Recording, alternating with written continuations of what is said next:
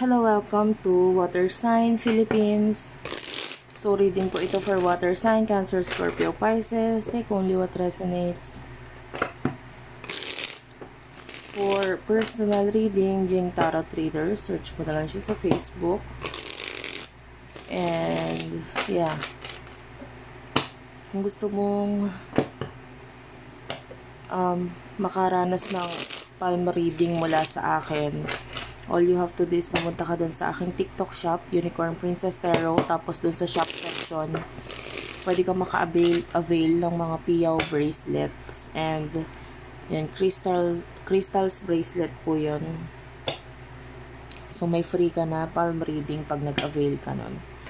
Okay, let's start. This is for the sign of water sign. Yeah, this is you, water sign of 3 of Cups and 6 of Swords. I feel like this is the person na pwedeng nakakonektahan mo or nakakonect mo in the past. This person is may blockage may boundaries or may nagiging dahilan kung bakit ngayon parang nagmo-move on siya or nagfo-focus siya sa pag-move on. This person could be a friend. I feel like he or she is currently connected or dealing with someone na kaya siya napipilitan mag-move on dahil dito sa person na ito. But, may nararamdaman akong feeling na until now, hindi pa rin naman sinasarado ng person na ito yung kung ano man yung meron sa inyo. Parang napipilitan lang siyang takpan or kalimutan ka pansamantala or ngayon dahil nasa boundaries na ito sa inyong dalawa. Tell me about this person.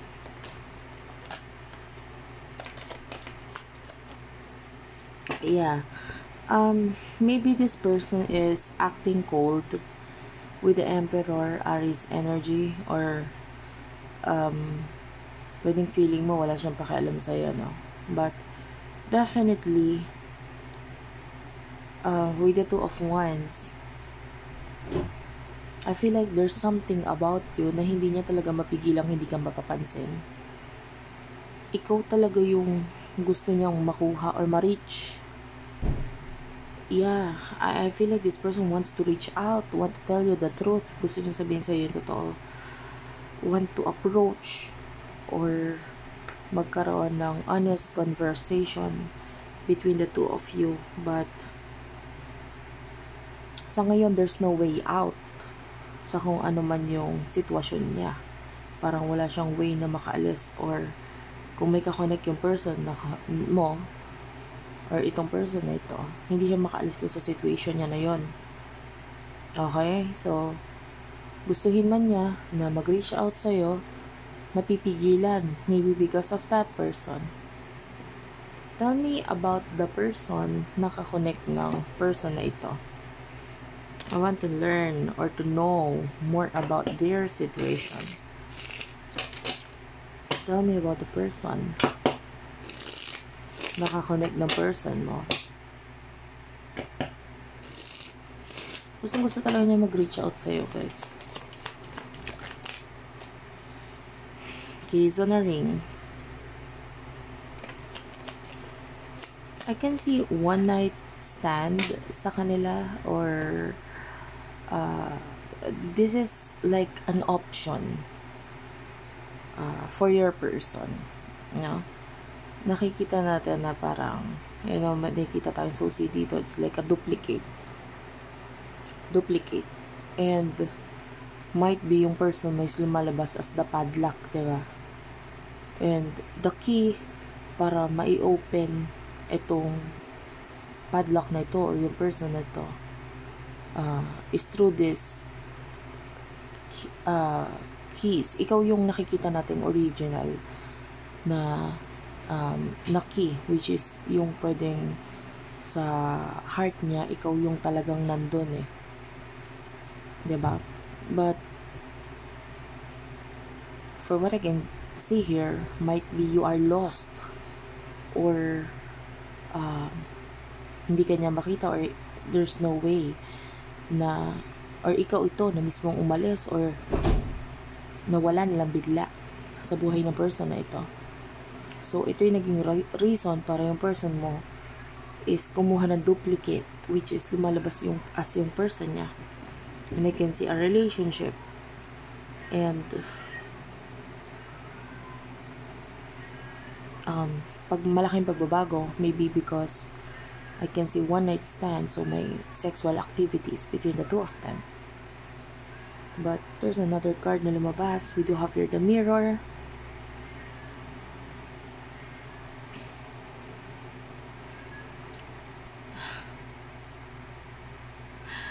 Yung person na nakikita natin dito, the person niya is full of insecurities. I can see a person na hindi possible na hindi kagandahan, hindi kapogian. I don't know if you're aware of his or her looks, but maybe kung may itsura, let's say yung pangloob niyang anyo hindi ganun kaganda, I can see a person na, let's say kung sa susi nga, ito ay duplicate, but the original is always the best, and that is you. And I feel like that is through your person's eye, through this person's eye. Sa paningin niya, no, you are always the best. No, maaaring nandun lang yung person na ito, pero yung reality is that he or she is still longing for you. Iba pa rin yung ikaw. Diba? Iba pa rin yung naging feeling nung first na ma-accomplish ka niya. Diba? For example, bigyan kita ng example. It's like owning a house or a car. Diba? Iba yung feeling na makuha mo yung pinaka original na susi eh. Yung mahawakan mo yung susi ng car or ng bahay mo. Halimbawa, nakabili ka ng bahay, iba yung pakaramdam nun eh. Kesa yung pinaduplicate mo na lang kasi nasira, hindi mabuksan yung puso ng taong to. No? Pwedeng may intruder na pumasok, and that could be the other person. Parang pinilit buksan. Kasi wala eh, hindi ka na makita eh. So there's this person na parang pinilit lang buksan yung puso niya, yung buhay niya sa isang relationship. Dahil wala ka na eh, wala ka naman eh. Pero ikaw yung ina-expect ng person na ito. Diba? And masakit or malungkot yung person na ito, especially nga, halimbawa sa sasakyan at sa bahay, nandun yung na-stress, nalungkot, nagalit, mixed emotions yung naramdaman ng person na ito.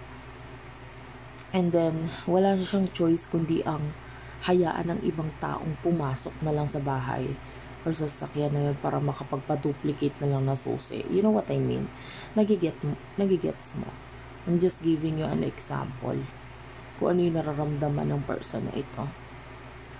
Sa person na yon, kumbaga yung naging memories nila, hindi masyadong maganda kumpara sa memories na nabuo ninyo. Mas meaningful yung sayo. Okay, and let's see kung ano yung emotions na nararamdaman niya towards your person. Towards his or her person, tapos kung ano yung nararamdaman niya towards you. Mauna tayo dun sa person niya. Ano yung emotions na nararamdaman niya towards dun sa person niya?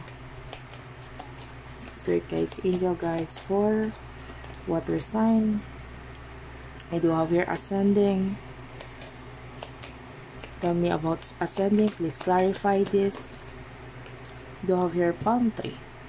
So, punta naman tayo sa side mo. Ano yung there's passion. So, I told you, this person loves you. This person loves you. Clarify the passion, please. There's this separation. Okay? So, You do have your not enough at the bottom of the deck. So, sa nakikita natin dito, maaaring yung person mo, dun sa connection niya, dun sa person, nakakonect niya, may growth, kahit pa paano nagkakaroon ng stability, security, and maybe growth. You know? Lumalalim or tumitibay yung connection nila dahil marami siya natututunan. There's new activities, there's new beginnings between the two of them. Pero katulad nga ng isang padlock, 'di ba? Parang nandun yung feeling na itong time na ito, itong key or yung person na nakakonect niya is parang andun na yung pag-iingat. Andun na yung pag-iingat.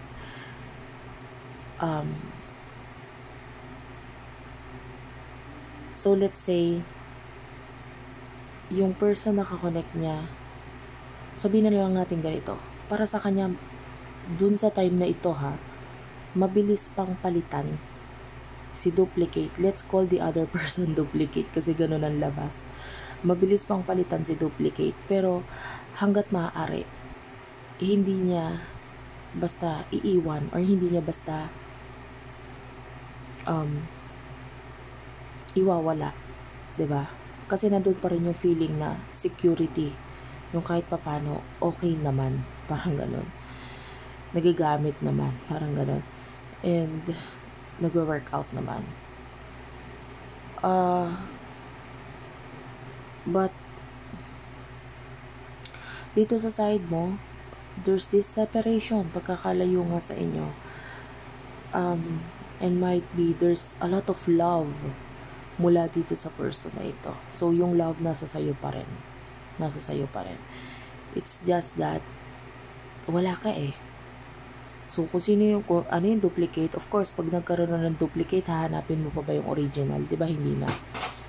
Hanggat maaari, no? Kasi questionable, nasan pa rin si original. Ganun ang energy. But for now, there's unsure future between the two of you. So kung sino yun nandyan, dahil hindi ka naman na niya kailangan mo nang hanapin dahil okay naman na siya ngayon kung sino yung nandyan. But I feel like there's a lot of jealousy going on here. Hindi okay yung relationship. If your person is dealing with another person, nakakita ko ng insecurity, pagseselos, I can see. And sa side ng person mo, pwedeng wala rin masyadong confidence. Parang ang tingin niya rin sa sarili niya masyadong pangit or masyadong wala siyang may pagmamalaki. So, nandun na rin yung hiya. And kung there's a lot of love mula sa person mo patungo sa'yo, how does he or she views you? Anong tingin niya sa'yo? You do have the Two of Pentacles. Tell me about the Two of Pentacles. Justice card and the Three of Swords. Ang tingin niya sa'yo, you are the one who is going to hurt him or her. So, part of your person, I mean, sasaktan mo siya feeling niya sasaktan mo siya in a way na iba yung pipiliin mo or iba yung gusto mo or iba yung pinagfo-focusan mo, priority mo, hindi siya.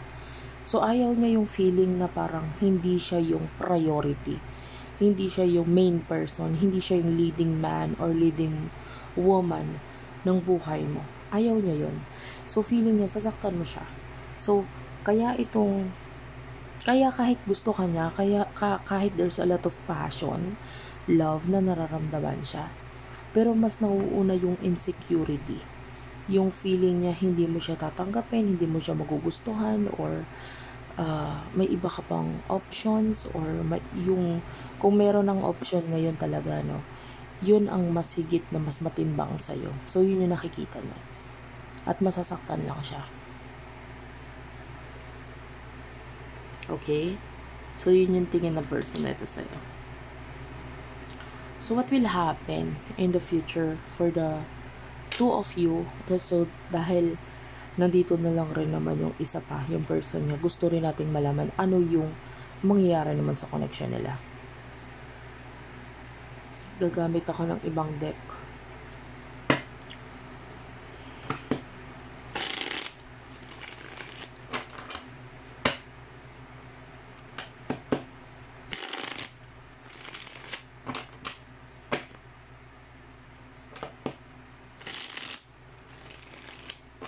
So, ano mangyayari sa connection nila? Sa kanila muna, no? 5 of Wands is here. The Ace of Wands is also here. So, clarify. Yeah. There's this Death card at the bottom of the deck. There's this, mamaya na natin i-clarify. Kasi, ito muna babasahin ko. Actually, this is not good. Medyo, I'm sorry ha.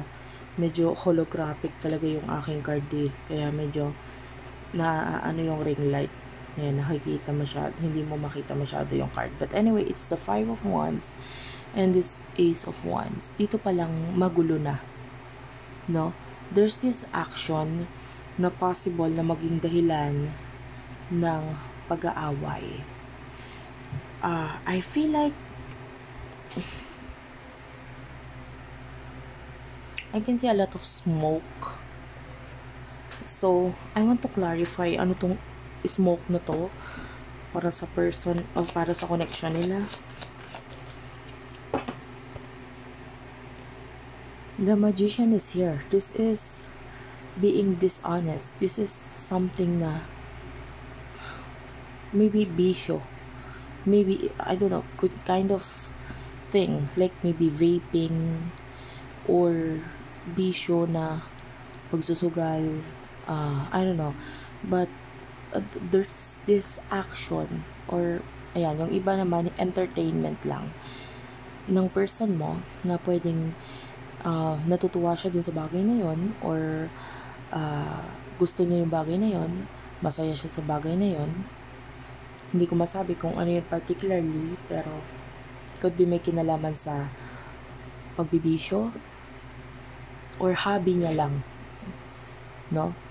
Na pwedeng pag-awayan nila. And the Death card is not good because it's kind of separation. This is like paghihiwalay, pag-i-end ng connection nila. Maybe dahil may kinalaman sa pagta-travel or may kinalaman sa stability, money, career, business, ganon. May paghihiwalay. I can see a ending sa kanila. And yung smoke na nakikita natin is like katulad ng isang usok, napakabilis maglaho. Lalo na kung ang connection nila mabilis din nangyari. Alam mo yon, yung sa isang iglap, wala pang 7 days, sila na. Ganon. Lalo na kung ganon lang kabilis nangyari yung relasyon, yung connection nila. Ganon din ito kabilis maglaho, katulad ng isang usok. Hindi katulad mo, pinaghirapan. No? Kung hindi man pinaghirapan, nandun yung, di ba katulad nga ng isang bahay, iuulit ko dun sa bahay at sa sasakyan. Iba pa rin yung pinaghirapan bago makuha itong bahay na to, bago mabili yung sasakyan, bago mabili pinaghirapan. Diba? Parang ginawa yung best. And then katulad nga naman ito, yung duplicate, ang bilis din maglaho. So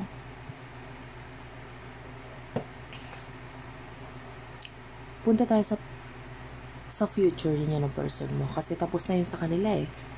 So, ano naman yung future sa inyo ng person na ito? Ng person na ito. Between the two of you. What is the future between the two of you? So, there's this 4 of Pentacles. There's this Knight of Pentacles. And tell me more. Clarify this. there's this Nine of Pentacles. Ito, hindi pa to halata sa ngayon. Lalo na with the Seven of Swords, nandito pa yung pag-iwas. Kasi, yung iba sasabihin, mangyayari ba yun? Itong future na sasabihin ko dito, parang ang labo. Kasi parang, ngayon, hindi mo makita. Kasi na lumalayo nga yung person na ito This person is not making any movement. Walang ginagawa. And because hindi siya sure sa connection ninyong dalawa. Like, ang sure siya is nag-end na ang inyong connection. But in the future, I can see possible offers mula sa taong to.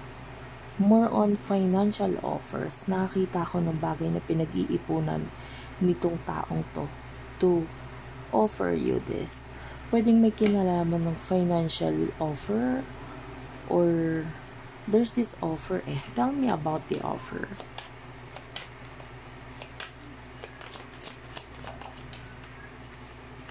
The Queen of Cups. You do have here the Ten of Pentacles. So, pwedeng may kinalaman nga sa usaping financial. The Knight of Cups. I always see this card as someone giving everything.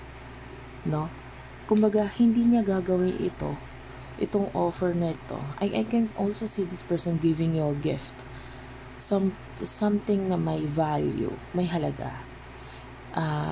Pwedeng pinag-ipunan. And I can see separation or pagkakalayo sa inyong dalawa. But with the this is the Six of Wands. This is an energy of coming back.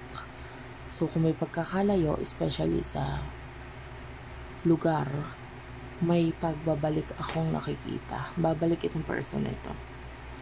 The Six of Swords is here. This is the energy of your person moving on.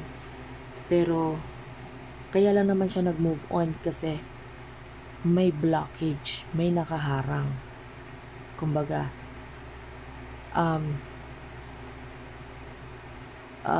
so sa nakikita natin dito, pwedeng napilitan sa pag-move on. But, yung connection ninyo with the Strength card is strong enough na kasi hudang merong naging boundaries, iba pa rin, hindi pa rin mawala yung alaala mo. Yeah, so this person is coming back with a big offer, may malaking offer sa'yo. And, tell me more. Yeah, this is the Four of Cups and the Four of Swords. I don't know actually, pagbigay nyo ng offer sa'yo, I don't know kung tatanggapin mo or wala kang gagawin towards dun sa offer na yan. Nakikita natin yung parang wala kang pakialam or you're not sure about the offer na ibibigay nitong person na ito, but it's an offer of a new beginning na definitely nakakita ko ng success sa'yo dito. And I can see a lot of lessons na matututunan mo mula dito sa offer na ito. This is an offer of a new beginning. You do have here the Ace of Pentacles, the Tower is here, and the Wheel of Fortune. Maybe it's an offer na may bagay ka munang kailangan i-end or tapusin, and then after that, nangangako ako ng malaking pagbabago sa atin. And I want to clarify why is the Tower here. Ano tong kailangan mo munang tapusin? Kasi may offer pero maaaring may kailangan ka munang tapusin completely. Kasi ibibigay ko lahat. And what's with the Tower?